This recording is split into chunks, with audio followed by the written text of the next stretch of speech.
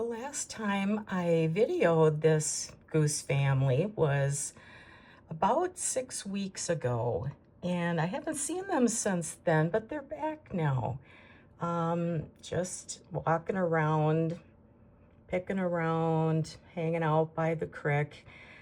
I am sad to report, though, that there's only 4 goslings, and there was originally 5.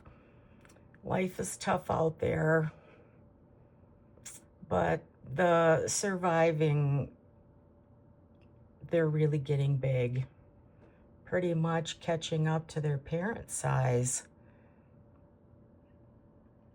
It's good to see them. I hope the remaining goslings survive.